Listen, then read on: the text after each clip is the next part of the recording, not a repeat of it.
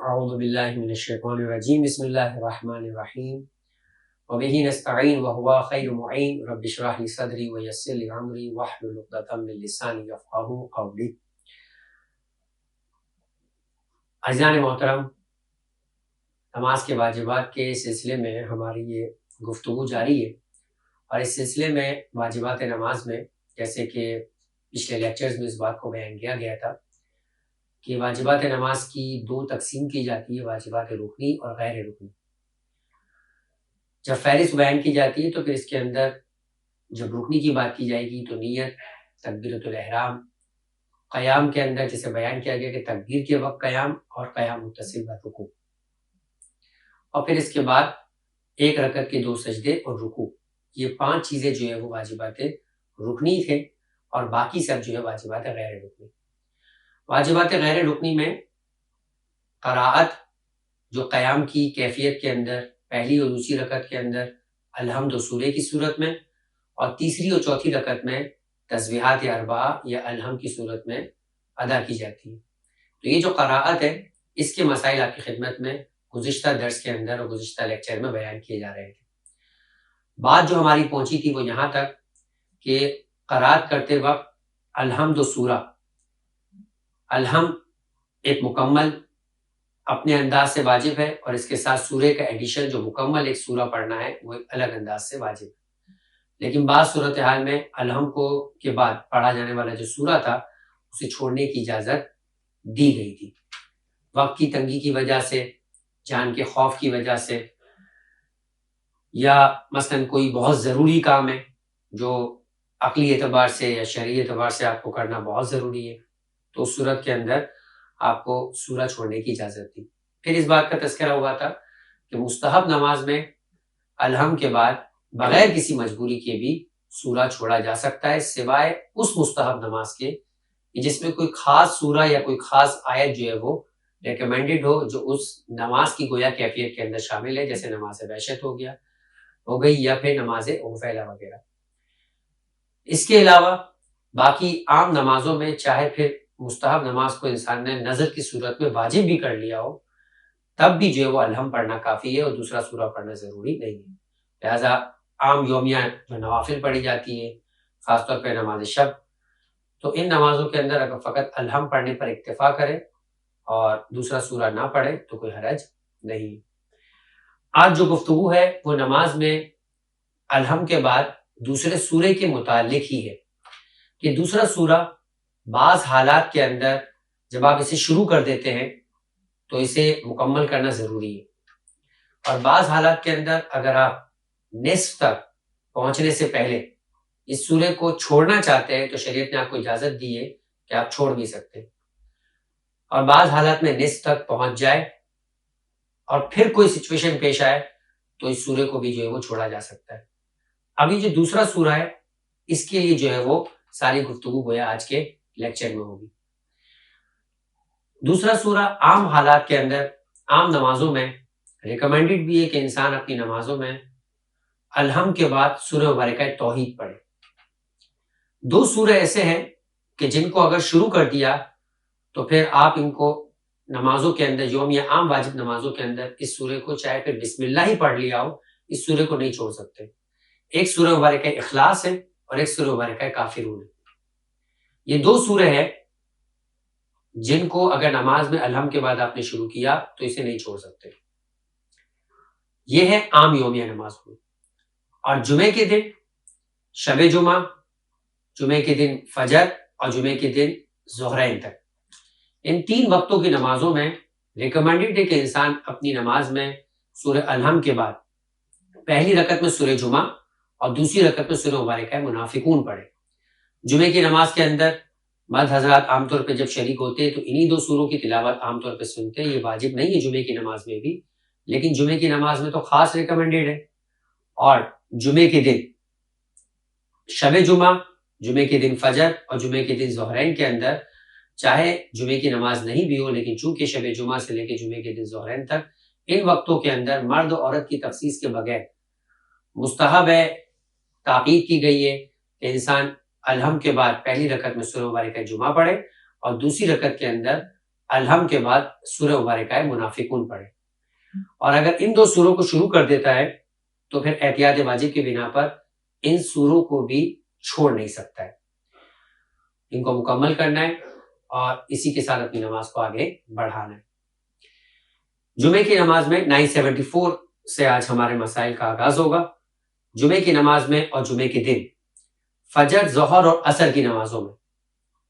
اور شب جمعہ کی عشاء کی نماز میں پہلی رکعت میں الحم کے بعد سورہ جمعہ اور سورہ دوسری رکعت میں الحم کے بعد سورہ مبارکہ منافقون پڑھنا مستحب ہے۔ اگر کوئی شخص جمعے کے دن جمعے کی نمازوں میں ان میں سے کوئی ایک سورہ، یعنی چاہے شب جمعہ میں چاہے جمعے کے دن کوئی ایک سورہ پڑھنا شروع کر دے تو احتیاط واجب کی بنا پر پھر کوئی دوسرا سورہ نہیں پڑھ سکتا۔ تو یہ ایک کلی طور پر مسئلہ جو وہ بیان کیا گیا۔ اب اس کے اندر کچھ اور ڈیٹیل مسائل ہیں۔ کوئی شخص الحم کے بعد سورہ مبارکہ اخلاص یا سورہ کافرون پڑھے تو وہ اسے چھوڑ کر کوئی دوسرا سورہ نہیں پڑھ سکتا۔ یہ جمعے کے علاوہ باقی دنوں کی بات ہو رہی ہے۔ اب وہ چاہے اتوار ہو، پیر ہو، منگل ہو، بدھ ہو، جمعرات ہو، ان سارے دنوں میں اگر وہ الحم کے بعد چاہے پہلی رکعت ہو چاہے دوسری رکعت، الحم کے بعد سورہ مبارکہ قل هو اللہ احد، جس کو سورہ توحید بھی کہتے ہیں، سورہ اخلاص بھی کہتے ہیں، پڑھ لے، شروع کر دے، یا سورہ کافرون، تو اب وہ اس سورے کو نہیں چھوڑ سکتا، اسی سورے کو مکمل کرنا ہے۔ البتہ اگر نماز جمعہ یا جمعے کے دن کی نمازوں میں بھول کر اس نے سورہ جمعہ اور سورہ منافقون کی بجائے ان دو صورتوں میں سے کوئی سورہ شروع کر دیا، جیسے سورہ کافرون یا سورہ توحید میں سے کسی کو، تو اگر بھول کر کیا ہے تو سورہ جمعہ اور سورہ منافقون کو پڑھنے کی تاکید اتنی ہے کہ وہ انہیں چھوڑ کر سورہ جمعہ اور سورہ منافقون پڑھ سکتا ہے۔ لیکن اگر احتیاط واجب کے نصف تک پڑھ چکا ہے تو پھر ان سوروں کو نہیں چھوڑے اور انہی سوروں کو مکمل کرے، سورہ جمعہ اور سورہ منافقون کی فضیلت حاصل نہیں کر سکتا۔ 976 اگر کوئی شخص جمعے کی نماز میں یا جمعے کے دن کی نمازوں میں جیسے فجر اور عصر میں جان بوجھ کے سورہ اخلاص یا سورہ کافرون پڑھے، اسے یاد ہے مسئلہ کہ تاکید سورہ جمعہ یا سورہ منافقون پڑھنے کی ہے، لیکن جان بوجھ کے اس نے یہ شروع کر دیا۔ اب چونکہ شروع کر دیا ہے تو خواہ وہ نصف تک نہ پہنچاؤ، احتیاط واجب کے بنا پر انہیں چھوڑ کر سورہ جمعہ اور سورہ منافقون اب نہیں پڑھ سکتا، ورنہ اجازت تھی کہ نصف سے پہلے پہلے اگر سورہ اخلاص یا سورہ کافرون اس نے شروع کر دیے، جمعے کا دن ہے تو اپنی ان سوروں کو چھوڑ کے جمعہ یا منافقون پڑھ سکتا ہے، لیکن جان بوجھ کے اس نے چونکہ اس اپورچونٹی کو، اس فائدے کو اس نے حاصل نہیں کیا اور اس شروع کر دیا ایک مرتبہ سورہ توحید یا سورہ کافرون، تو اب اسے چھوڑ کر چاہے پھر وہ نصف تک نہ بھی پہنچاؤ، وہ دوبارہ ان کو چھوڑ کے ان سوروں کی جن کی فضیلت ہے سورہ جمعہ یا سورہ منافقون نہیں پڑھ سکتا۔ یہ مسئلہ جمعہ کے علاوہ اب اگلے مسئلے میں داخل ہو رہا ہے کہ جمعے سے ہٹ کر اگر کوئی شخص نماز میں سورہ اخلاص یا سورہ کافرون کے علاوہ کوئی دوسرا سورہ پڑھے تو کیا ان سوروں کو وہ چھوڑ کر کوئی دوسرا سورہ پڑھنا چاہے تو پڑھ سکتا ہے؟ کہا کہ جب تک کسی بھی سورے کو سورہ کافرون اور سورہ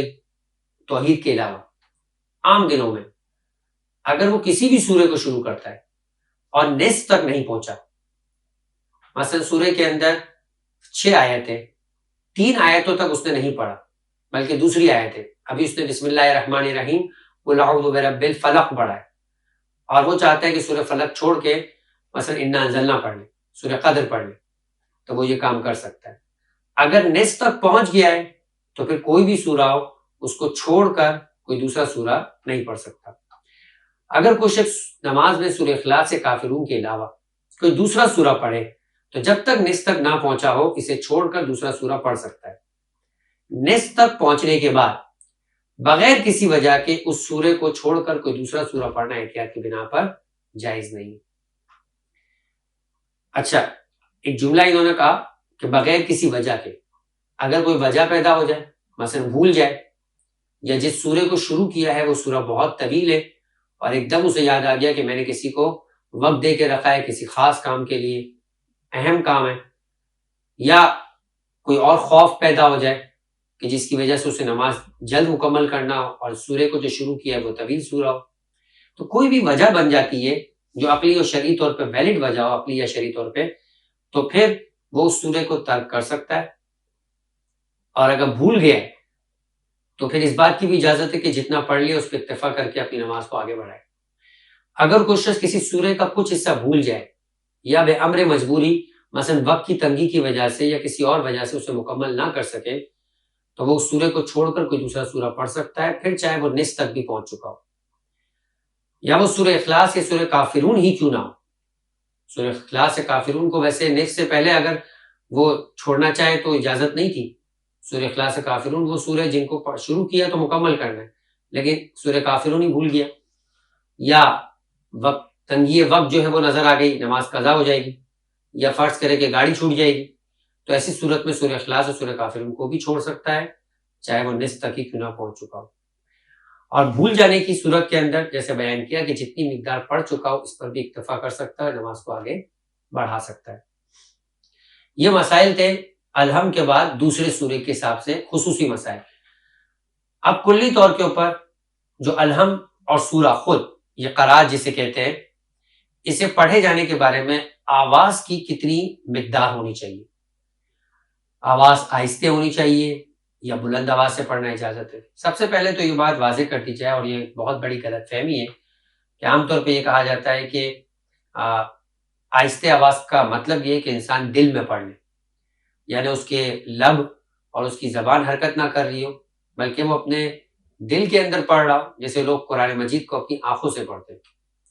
وہ انگلی گھماتے ہیں اور آنکھوں کے ذریعے سے اس کو بائی ہارٹ اپنے دل کے اندر جو ہے اس کی تلاوت کر رہے ہوتے ہیں۔ اس طرح کی تلاوت جو ہے وہ نہ قرآن مجید کی تلاوت کہی جاتی ہے اور نہ نماز کے اندر یہ قرات کے احکام کو فالو کرنا کہا جائے گا۔ لہذا قرات اسی کو کہتے ہیں، تلاوت اسی کو کہتے ہیں کہ انسان باقاعدہ اپنی آواز کی صورت کے اندر اپنے الفاظ کو مخارج سے ادا کرے، البتہ یہ آواز آہستہ ہو یا بلند ہو، نماز میں اس کے حساب سے مسائل ہے۔ مثلا تیسری اور چوتھی رکعت جو ہے ہر نماز کی، چاہے وہ مغرب ہو، چاہے ظہرین ہو، چاہے عشاء، ہر نماز کی تیسری اور چوتھی رکعت میں جو تسبیحات اربع پڑھی جاتی ہے اسے آہستہ پڑھنا ہے، مرد اور عورت دونوں کی تخصیص کے بغیر، کوئی بھی ہو۔ لیکن فجر، مغرب اور عشاء یہ تین نمازیں ہیں، انہیں جہری کہا جاتا ہے، یعنی بلند آواز سے پڑھی جانے والی نماز۔ اچھا، یہ جو بلند آواز سے پڑھی جانے والی نماز ہے یہ مردوں کے لیے خاص ہے، کہ مردوں کی ذمہ داری یہ ہے کہ اپنی نمازوں میں فجر، مغرب اور عشاء کی پہلی دو رکعتوں میں قراءت بلند آواز سے کریں۔ اب بلند آواز کا معیار کیا ہے اسے بیان کریں گے، اور آہستہ الفاظ کا معیار کیا ہے اس کا بھی تذکرہ ہوگا، کہ اگر فجر، ظہر اور عصر کے علاوہ، فجر، مغرب اور عشاء کے علاوہ ظہرین کی نماز ہوتی ہے، ان دونوں نماز میں آہستہ پڑھنا ہے۔ خواتین کو کلی طور پہ اپنی تمام نمازوں کے اندر آہستہ پڑھنے کی اجازت ہے، البتہ اگر نامحرم سن رہا ہے تو پھر آپ کو کلی طور کے اوپر آہستہ پڑھنے کی اجازت نہیں ہے، آہستہ پڑھنا واجب ہو جاتا ہے۔ لیکن مردوں کے لیے اگر ہم اس مسئلے کو ابھی تک رکھتے ہیں کہ مردوں کے لیے فجر، مغرب اور عشاء کی پہلی دو رکعتوں میں بلند آواز سے پڑھنا ہے۔ 979 مرد پر احتیاط کی بنا پر واجب ہے کہ صبح، مغرب اور عشاء کی نمازوں میں الحم اور سورہ بلند آواز سے پڑھے، اور مرد عورت دونوں پر احتیاط واجب کی بنا پر نماز ظہر اور عصر میں الحمد و سورہ آہستہ پڑھیں۔ اب بلند آواز سے پڑھیں، اس کی جو ہے وہ توضیح ہو رہی ہے۔ مسئلہ نمبر 980، احتیاط کی بنا پہ ضروری ہے کہ مرد صبح، مغرب اور عشاء کی نماز میں خیال رکھے کہ الحمد و سورہ کے تمام کلمات حتیٰ کہ ان کے آخری حرف تک بلند آواز سے پڑھے، شروع سے لے کے بسم اللہ، بائے بسم اللہ سے لے کر الحم کی وضالین تک، اور اسی طریقے سے سورہ مبارکہ توحید پڑھتا ہے تو بسم اللہ الرحمن الرحیم سے لے کے کفوا احد تک، دال تک جو ہے اس کو آہستہ پڑھنے کی اجازت نہیں ہے، اسے بلند آواز سے پڑھنا۔ خاص طور پہ فجر کی نماز میں یہ بہت مسئلہ ہوتا ہے، اور بعض اوقات انسان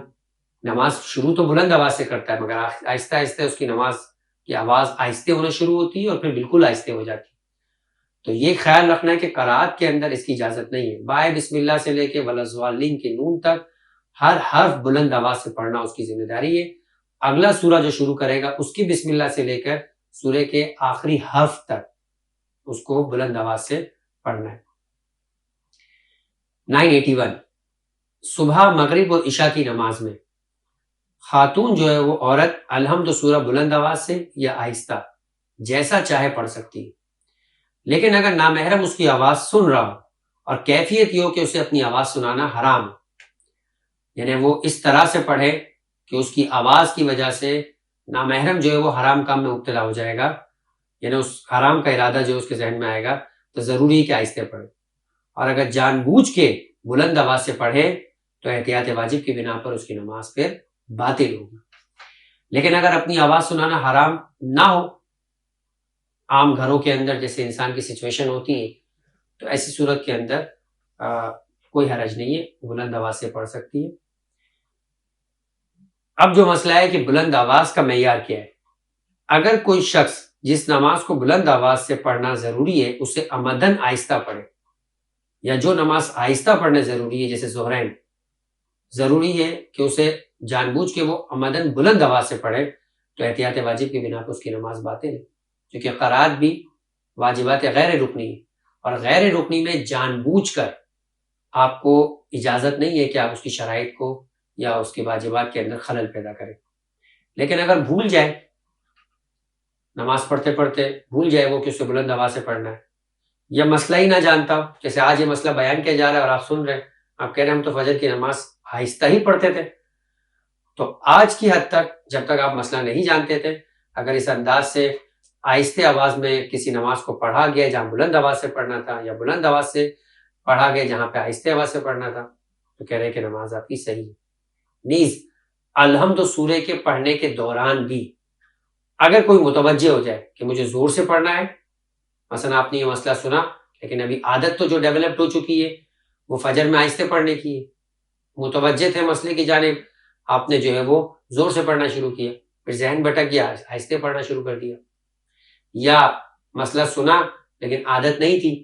آہستہ پڑھنا شروع کیا، اور درمیان میں یاد آ گیا الحم پڑھتے ہوئے کہ آپ نے بلند آواز سے پڑھنا ہے اسے، تو اب جو پڑھا ہوا حصہ ہے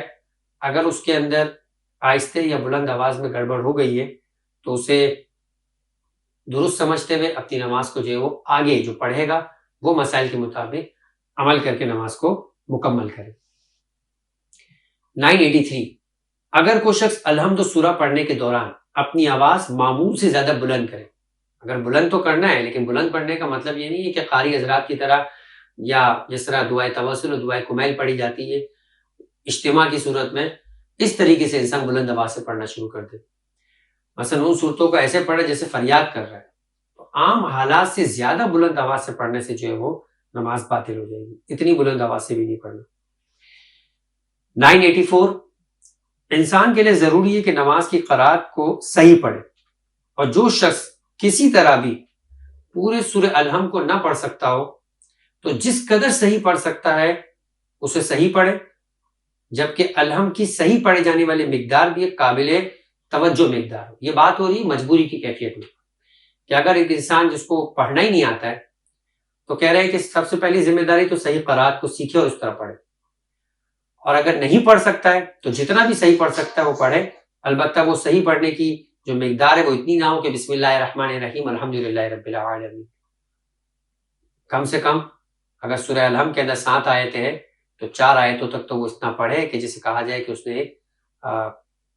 مناسب قسم کی مقدار سورہ الحم کی صحیح پڑھی۔ لیکن اگر اس کو آتا ہی فقط الحمدللہ رب العالمین نے صحیح پڑھنا، تو اگر وہ مقدار بہت کم ہو تو احتیاط واجب کی بنا پر قرآن کے دوسرے سوروں میں سے جس قدر صحیح پڑھ سکتا ہے اس کے ساتھ یوں ملائے کہ گویا الحم جتنی مقدار پوری ہو جائے، اور یہ بھی نہ کر سکتا ہو، کوئی اور سورہ ہی نہیں آتا ہے اسے، تو تسبیح کو اس کے ساتھ ملا کر پڑھے، سبحان اللہ ہے یا والحمدللہ اللہ اکبر۔ اور اگر کوئی شخص الحم کے بعد پڑھے جانے والے سورے کو پورا نہ سیکھ سکتا ہو، اب ابتدائی طور پر مسلمان ہوا یا نماز کے مسائل سیکھنا شروع کیے، تو ضروری نہیں کہ اس کے بدلے کچھ پڑھے، صرف الحم پڑھنے کے اوپر اکتفا کر سکتا ہے۔ لیکن ہر صورت میں احتیاط مستحب یہ کہ نماز کو جماعت کے ساتھ پڑھے تاکہ قرات کی حد تک اس کی نماز جو ہے وہ جماعت کے ساتھ شامل ہونے کی بنا پر صحیح ہو جائے، لیکن یہ احتیاط مستحب ہے۔ اور یہ بات ہو رہی ہے ایسے شخص کی جو صحیح نہیں پڑھ سکتا ہے۔ اب صحیح نہیں پڑھ سکتا ہے اس کی ڈیفینیشن، اور یہاں پر آج ہماری گفتگو ختم ہو جائے گی کہ اگر کسی کو الہم اچھی طرح یاد نہ ہو تو ضروری ہے کہ اپنی ذمہ داری ادا کرنے کی کوشش کرے، چاہے اس طرح سے الہم سیکھ لے کہ کوئی اسے پڑھوائے اور وہ نماز میں اس کو پڑھ رہا، یعنی اگر کوئی شخص کھڑا کر سکتا ہے جو پڑھتا ہے اور یہ اس کے ساتھ ساتھ پڑھ سکتا ہے تو یہ کرے، نماز جماعت میں کسی کی اقتدا کرے، اور اس صورت میں جو ہے وہ اپنی الہم کی جو ہے وہ مثلا اپنے ذمہ داری پوری کرے، یا اسے کچھ الفاظ میں شک پیدا ہوتا ہے، ابھی چونکہ ابتدائی طور پہ سیکھا ہے تو اسے دہرائے، اور اگر وقت تنگ ہو تو وہ اس طرح پڑھے جیسے گزشتہ مسئلے میں کہا گیا ہے، یعنی وہ پھر تسبیحات کا اضافہ یا کوئی اور سورہ اگر صحیح جانتا ہے تو اس کا اضافہ کرے تو اس کی نماز صحیح۔ لیکن الہم نہ سیکھنے میں اگر اس کا اپنا قصور ہے تو اگر ممکن ہو تو عذاب سے بچنے کے لیے جماعت کے ساتھ نماز پڑھے، یعنی یہ اگر اس کا اپنا قصور ہے، ایک تو یہ ہے کہ اسے اپنا قصور نہیں ہے، نیا نیا مسلمان ہوا ہے، عربی اسے آتی نہیں ہے، سیکھنے میں وقت لگ رہا ہے، یا اس کی لینگویج ہی نہیں ہے، اس کو یہ چیزیں جو ہے وہ انڈرسٹینڈ کرنے میں ٹائم لگ رہا ہے، یا اتنا بوڑھا ہو چکا ہے جس کی وجہ سے جو ہے اس کو یہ سیکھنے میں اس کے حافظے کے حساب سے پریشانی ہے، تو الگ بات ہے۔ لیکن اگر اس کا اپنا قصور ہے جس کو ہم جاہل مقصر کہتے ہیں تو پھر ایسی صورت کے اندر اس کی ذمہ داری ہے کہ جو ہے وہ جماعت نماز میں شریک ہو اور اپنے آپ کو اس عذاب سے کہ جو لاپرواہی اور کوتاہی کی بنا پر اس پر آ سکتا ہے اپنے آپ کو اس سے بچائے۔ وما علینا الا البلاغ۔